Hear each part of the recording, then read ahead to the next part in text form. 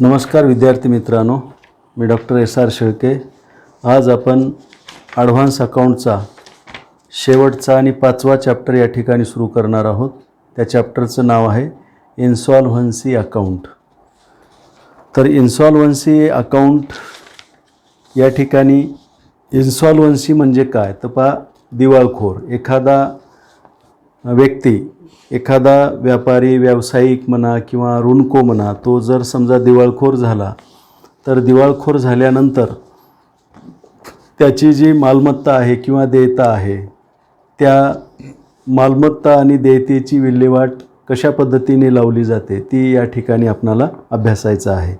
तर पहा, इन्सॉल्व्हन्सी, आता एखाद्या व्यक्तीने जर समजा काही भांडवल गुंतून व्यवसाय सुरू केलेला असेल आणि तो व्यवसाय काही दिवस चांगला चाललेला असेल आणि त्यानंतर तो व्यवसाय लॉसमध्ये आलेला असेल, सतत लॉसमध्ये तो येत असेल, अशा वेळी हा व्यक्ती म्हणजे त्या व्यक्तीचं जे उत्पन्न आहे त्या उत्पन्नापेक्षा खर्चाचं प्रमाण जास्त आहे। समजा खर्च 1 लाख असेल तर उत्पन्न 50 ते 60,000 रुपये असते। म्हणजे मिळणाऱ्या उत्पन्नातून तो लोकांच्या देयता त्या ठिकाणी देऊ शकत नाही। मग अशा वेळी तो व्यक्ती म्हणजे रिव्हर्समध्ये येतो, म्हणजे कर्जबाजारी होतो आणि कर्जबाजारी झाल्यामुळे त्याचं उत्पन्न हे खर्चापेक्षा कमी असते, आलं लक्षात। आणि जे काही उत्पन्न त्याला मिळते त्या उत्पन्नातून लोकांची देणी तो देऊ शकत नाही। मग अशा वेळी त्याच्यावर त्या ठिकाणी वाईट प्रसंग उद्भवतो। परंतु म्हणजे वाईट प्रसंग उद्भवून प्रत्येक मग ज्यांचं तो देणे लागतो ते सर्व लोक त्याच्या पाठीमागे लागतात की आमची जी येणी रक्कम आहे ती तुम्ही दिली पाहिजे, ताबडतोब दिली पाहिजे। अशा पद्धतीने प्रत्येक म्हणजे जे धनको आहेत त्या सावकारांची त्याच्या पाठीमागे म्हणजे त्या ठिकाणी सतत मागणी वाढते की आमची रक्कम तुम्ही ताबडतोब द्या, तुमच्याकडून येणी असलेली रक्कम तुम्ही ताबडतोब द्या। आणि तो वैतागून जातो आणि वैतागून जाऊन अशा वेळी तो काहीतरी म्हणजे वाईट त्या ठिकाणी घटना घडू शकते। परंतु त्या ठिकाणी कायद्याने अशा व्यावसायिकांना प्रोटेक्शन दिलेलं आहे, आलं लक्षात। जेव्हा एखादा व्यावसायिक किंवा जेव्हा एखादा बिझनेसमॅन आपलं देणं देऊ शकत नाही किंवा आपलं जे काही देयता आहे ती देयता पूर्णपणे त्याचं शोधन करू शकत नाही, अशा वेळी तो ह्या कायद्यानुसार कोर्टामध्ये एक अर्ज दाखल करू शकतो की मला दिवाळखोर करा, कारण मी माझी जे काही देणी आहेत ती देणी देऊ शकत नाही, कारण माझा खर्च हा उत्पन्नापेक्षा जास्त असल्यामुळे मला प्रॉफिट जास्त होत नाही आणि माझा जो व्यवसाय आहे तो लॉसमध्ये चालतो आणि मग मला दिवाळखोर करा, अशा प्रकारचा एक अर्ज तो कोर्टामध्ये दाखल करू शकतो। आणि कायद्यानुसार कोर्ट त्याला त्या ठिकाणी दिवाळखोर म्हणून त्या ठिकाणी घोषित करते। म्हणजे कोर्टामध्ये अर्ज याच्यासाठीच दाखल केला जातो की त्याला दिवाळखोर घोषित करण्यासाठी त्याने तो अर्ज दाखल केलेला असतो आणि कोर्ट मग त्याची शहानिशा करून त्या व्यक्तीला किंवा त्या ऋणकोला किंवा डेटरला त्या ठिकाणी दिवाळखोर म्हणून घोषित करतो। आणि दिवाळखोर म्हणून घोषित केल्यानंतर मग त्याची पूर्ण जबाबदारी त्या ठिकाणी संपते आणि त्याच्या मागे कुणीही त्या ठिकाणी कसल्याही प्रकारचा रेटा लावू शकत नाही, कारण कोर्टानेच त्याला दिवाळखोर म्हणून त्या ठिकाणी घोषित केलेलं असते। मग अशा वेळी त्याची जी काही संस्था आहे किंवा त्याची जी काही व्यापारी संस्था आहे त्या व्यापारी संस्थेच्या ज्या काही मालमत्ता आहेत त्या मालमत्ता आणि त्याची देयता त्या ठिकाणी त्याचं लिक्विड म्हणजे ताब्यात घेतल्या जातात आणि त्याची विक्री केली जाते। त्याच्या ज्या काही मालमत्ता आहेत त्या मालमत्तेची पूर्णतः विक्री करून जमा झालेल्या रकमेतून ज्या म्हणजे धनकोचं देणं आहे त्यांचं त्या ठिकाणी देणं दिलं जाते। मग त्यामध्ये त्याचा प्रिफरन्स ठरलेला आहे, म्हणजे unsecured creditor, fully secured creditor, partially secured creditor आणि प्रिफरन्शियल क्रेडिटर, अशा ह्या क्रमाने त्या ठिकाणी त्यांचं त्या ठिकाणी देणं दिलं जाते। पहिल्यांदा प्रिफरन्शियल क्रेडिटरचं देणं दिलं जाते, त्यानंतर फुल्ली म्हणजे सेक्युअर्डचं दिलं जाते। अशा पद्धतीने मालमत्ता विकून जी काही रक्कम त्या ठिकाणी जमा होणार आहे त्या जमा होणाऱ्या रकमेतून लिक्विडेटर त्या ठिकाणी नेमला जातो आणि हा लिक्विडेटर त्या सर्व मालमत्ता ताब्यात घेऊन त्या सर्व त्या ठिकाणी विकतो। त्याचा लिलाव पद्धतीने विक्री करतो आणि जी काही रक्कम जमा होईल त्या रकमेतून लोकांची ज्यांचं तो देणं लागतो त्या सर्वांचं देणं देण्याचा प्रयत्न करतो. जेवढ्यांचं देणं शक्य आहे तेवढ्यांचं देणं त्या ठिकाणी दिलं जाते आणि ज्यांचं देणं शक्य नाही त्यांचं त्या ठिकाणी ते म्हणजे बुडीत निघते. तर अशा पद्धतीने हे इन्सॉल्वन्सी अकाउंटच्या संबंधामध्ये थेरॅटिकल माहिती आपल्याला देता येईल.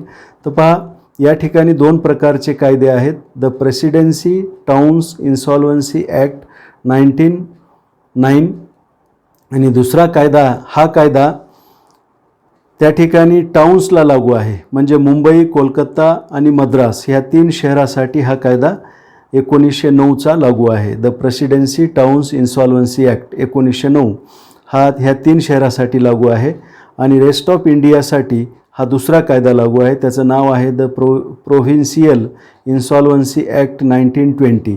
This act is applicable to the rest of India. तर ह्या कायद्यानुसार या ठिकाणी त्या व्यक्तीला जो इतरांचं देणं लागतो त्या व्यक्तीला प्रोटेक्शन मिळते आणि त्या ठिकाणी एक साधी प्रोसिजर त्या ठिकाणी अवलंबून त्याची जी मालमत्ता आहे ती मालमत्ता विक्रीला काढली जाते. आता या ठिकाणी ते प्रोसिजर पूर्ण करण्यासाठी स्टेटमेंट ऑफ अफेअर्स ओपन केलं जाते. पहा, स्टेटमेंट ऑफ अफेअर्स म्हणजे बॅलन्स शीट, थोडक्यात त्याची इन्सॉल्वंट व्यक्तीची बॅलन्स शीट, असेट आणि मालमत्ता दाखवणारं हे स्टेटमेंट आहे.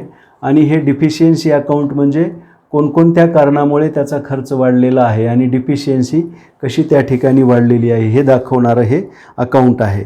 तर आता ह्या चॅप्टरवर जास्त थेरॅटिकल माहिती म्हणजे खोलामध्ये न जाता आपण ह्या चॅप्टरवरचा एक प्रॉब्लेम या ठिकाणी घेऊ आणि प्रॉब्लेम घेत आपणाला थेरॅटिकल या ठिकाणी लक्षात येऊ शकते. तर पहा, ह्या चॅप्टरवरचा मी पहिला प्रॉब्लेम या ठिकाणी वाचतो. तो प्रॉब्लेम असा आहे, Kumar was declared insolvent on 31 December 2020.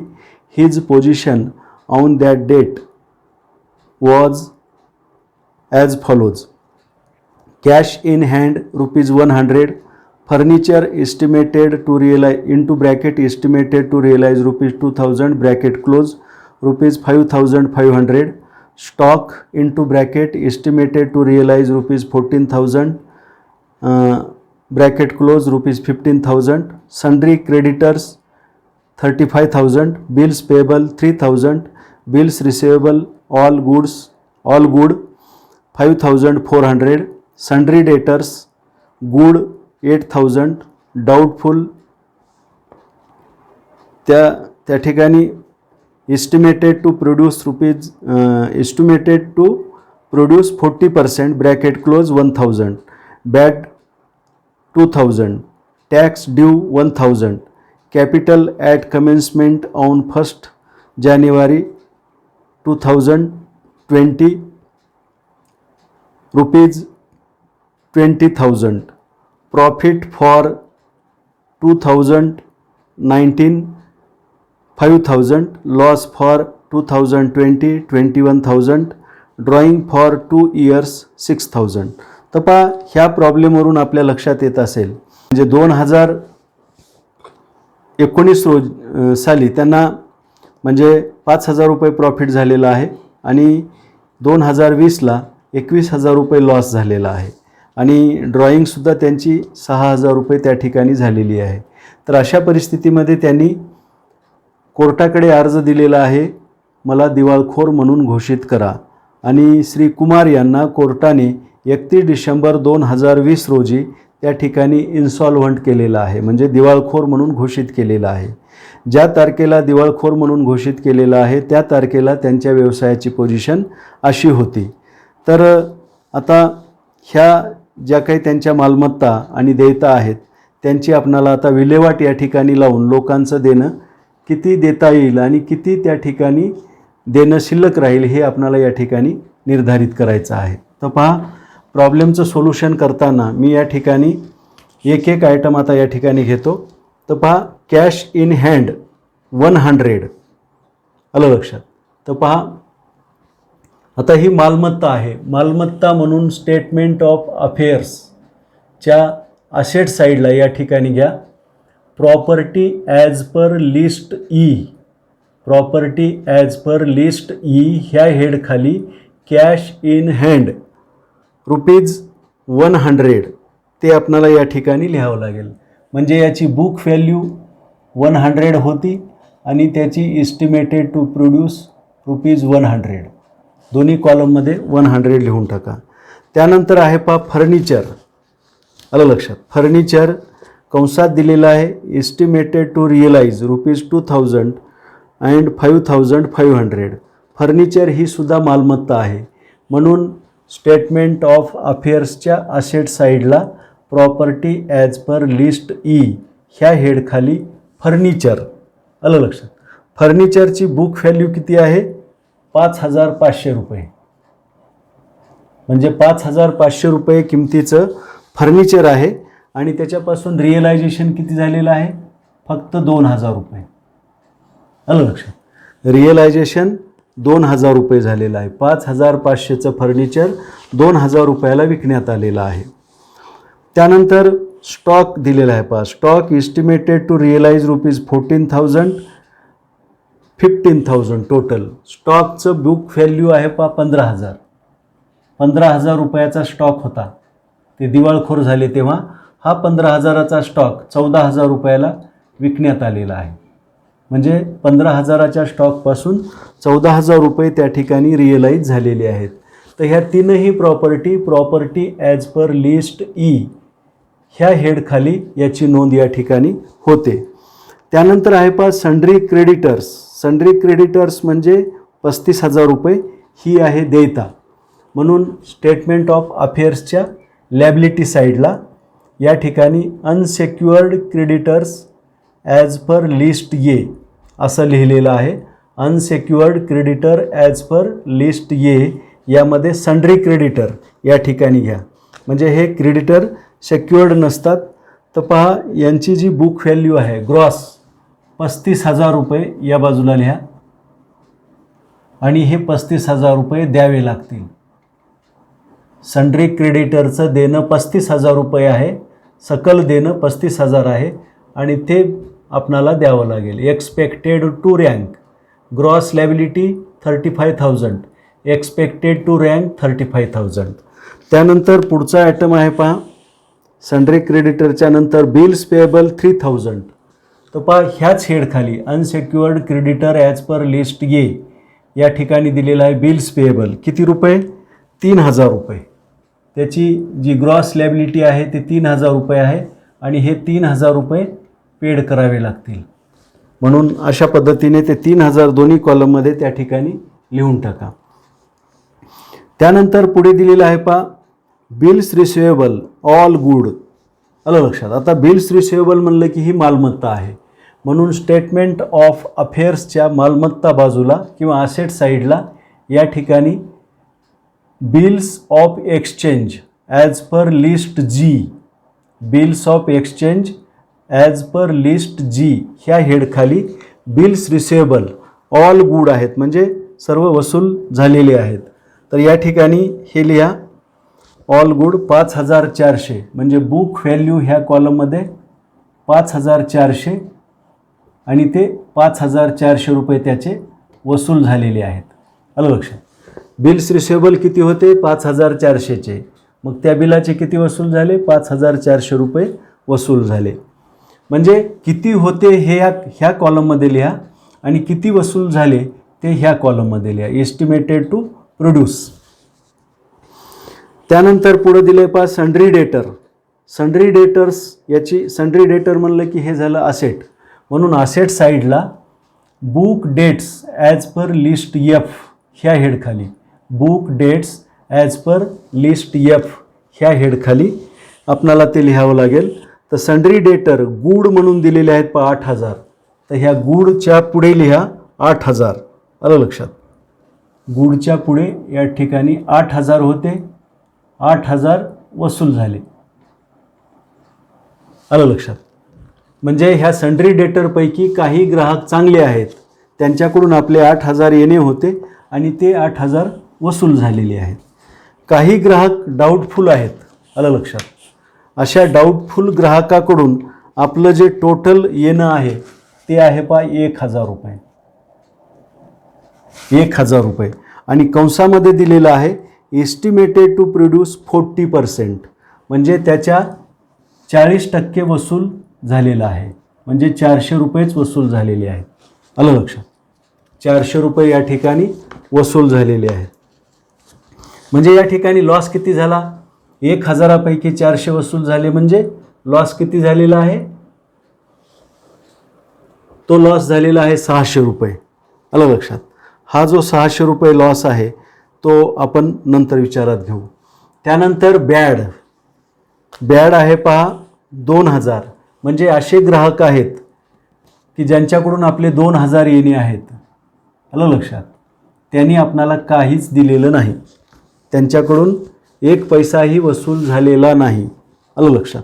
म्हणजे या ठिकाणी 2,000 रुपयाचा लॉस झालेला आहे. म्हणजे आपले ग्राहकाकडून या ठिकाणी ह्या 1,000पैकी 400 रुपये वसूल झाले, म्हणजे इथं 600 रुपये लॉस झाला. आणि ह्या 2,000पैकी 2,000 बुडाले, म्हणजे हे 2,000 आणि इथले 6,000. तर बॅड डेट्स किती झाले आपले? 2,600 रुपये या ठिकाणी लिहा. 2,600 डिफिशियन्सी अकाउंटच्या क्रेडिट साईडला bad debts number 2 bad debts 2,600. आता ह्या बॅड डेट्समध्ये काय काय समाविष्ट आहे? ह्या ठिकाणचे 600 रुपये आणि हे 2,000 रुपये, 2,600 रुपये बुडलेले आहेत. आलं लक्षात? एकूण येण्यापैकी. त्यानंतर ह्या ठिकाणी हे 100 रुपये येणे होते, 100 रुपये वसूल झाले.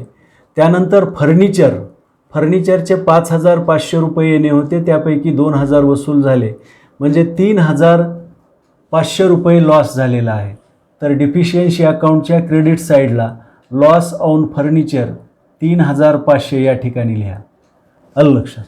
त्यानंतर स्टॉक 15,000 रुपयाचा होता, त्यापैकी 14,000च वसूल झाले, म्हणजे 1,000 रुपयाचा या ठिकाणी लॉस झालेला आहे. म्हणून डिफिशियन्सी अकाउंटच्या क्रेडिट साईडला या ठिकाणी लिहा लॉस ऑन स्टॉक ₹1,000. यांची बेरीज करून लिहा 4,500 बाहेरच्या कॉलममध्ये. तर हे अशा पद्धतीने आपण या ठिकाणी केलेलं आहे. त्यानंतर पुढचा मुद्दा आहे पहा टॅक्सेस ड्यू. टॅक्सेस ड्यू किती आहेत? 1,000 रुपये देणं आहे. तर हे टॅक्सेस आपणाला अग्रक्रमाने पहिल्यांदा हे द्यावे लागतील, म्हणजे हे सरकारचा टॅक्स आहे, तो टॅक्स आपणाला द्यावा लागतो. म्हणून preferential creditors as per list D ह्या हेडखाली टॅक्सेस 1,000 इनर कॉलममध्ये लिहायचे. आलं लक्षात? Preferential creditor as per list D taxes 1,000 या ठिकाणी म्हणजे इनर कॉलमला लिहून टाका. त्यानंतर पुढं दिलेलं आहे पहा टॅक्सेसच्या नंतर कॅपिटल ॲट कमेन्समेंट ऑन 1 जानेवारी 2019. 1 जानेवारी 2019ला यांनी हा व्यवसाय सुरू केलेला आहे. त्यावेळी यांनी 20,000 रुपये कॅपिटल गुंतवलेलं आहे. तर हे कॅपिटल या ठिकाणी डिफिशियन्सी अकाउंटच्या डेबिट साईडला हे काय डिफिशियन्सी अकाउंटच्या डेबिट साईडला कॅपिटल किती लिहिणार? 20,000 रुपये लिहा. 20,000 रुपये. त्यानंतर पुढं दिलेलं आहे कॅपिटलच्या नंतर प्रॉफिट फॉर 2019 ₹5,000. 2019ला त्यांना 5,000 रुपये प्रॉफिट त्या ठिकाणी झालेला आहे. म्हणून डिफिशियन्सी अकाउंटच्या डेबिट साईडला नंबर 2 नेट प्रॉफिट 5,000 या ठिकाणी लिहून टाका 5,000 रुपये. त्यानंतर लॉस फॉर 2020 ₹21,000. तर पहा 2020 ह्या वर्षी त्यांना लॉस झालेला आहे 21,000 रुपये. आलं लक्षात? तर हे लॉसचे 21,000 डिफिशियन्सी अकाउंटच्या क्रेडिट साईडला या ठिकाणी नंबर 1 नेट लॉस म्हणून दिलेला आहे, त्या ठिकाणी 21,000 लिहा. आलं लक्षात? 21,000 रुपये लॉस. आणि त्यांनी जी उचल केलेली आहे ड्रॉईंग फॉर 2 इयर्स 2 वर्षामध्ये त्यांची एकूण उचल आहे ₹6,000. तर हे 6,000 रुपये कुठे लिहायचे? डिफिशियन्सी अकाउंटच्या क्रेडिट साईडला या ठिकाणी ड्रॉइंग दिलेलं आहे पहा, ड्रॉइंग 6,000, तर या ठिकाणी घ्या हे 6,000. तर हे अशा पद्धतीने आपण या ठिकाणी ह्या प्रॉब्लेममधले जे काही आयटम्स आहेत यांची नोंद या ठिकाणी केलेली आहे. आता आपण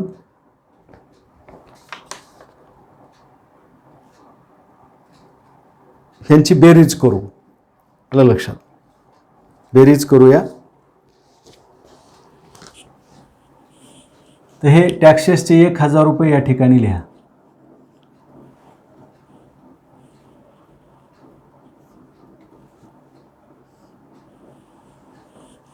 ही बेरीज येईल पहा 39,000 या ठिकाणी.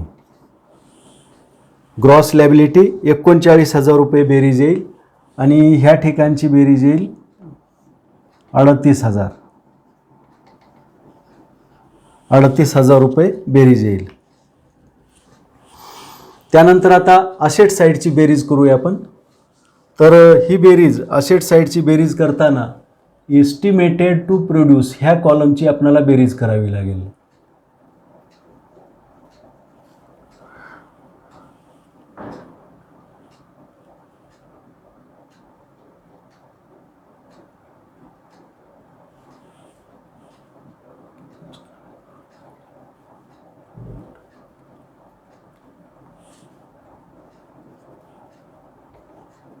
₹29,900 रुपये वसूल झाले पहा.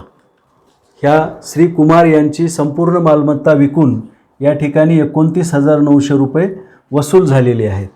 तर ह्या 29,900 मधून पहिल्यांदा आपणाला हे टॅक्सचे 1,000 रुपये या ठिकाणी पहिल्यांदा द्यावे लागतील, कारण हा सरकारचा टॅक्स आहे.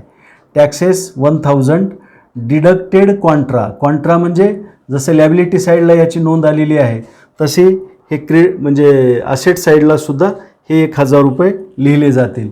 तर या ठिकाणी घ्या हे 1,000 रुपये याच्यातून मायनस करा. लेस प्रिफरन्शियल क्रेडिटर ₹1,000. मग आता या ठिकाणी किती राहतील? 28,900 रुपये शिल्लक राहतील. आलं लक्षात? 28,900 रुपये शिल्लक राहतील. तर आता आपण या ठिकाणी डिफिशियन्सी अकाउंट बंद करू. डिफिशियन्सी अकाउंटची क्रेडिट साईडची बेरीज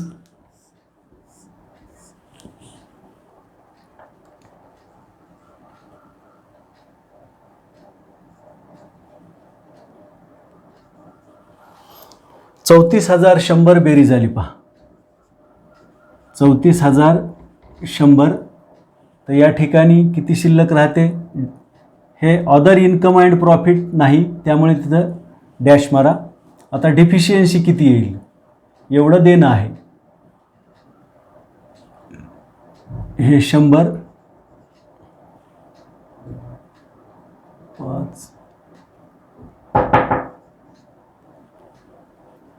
9,100 रुपये या ठिकाणी डिफिशियन्सी आलेली आहे.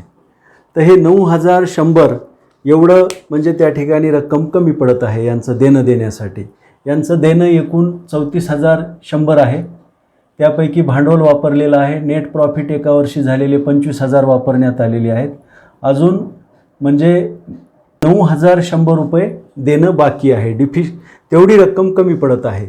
मग आता या ठिकाणी ती रक्कम जी आहे 9,100 या ठिकाणी घ्या स्टेटमेंट ऑफ अफेअर्समध्ये deficiency as per list H 9,100 आणि आता बेरीज पहा.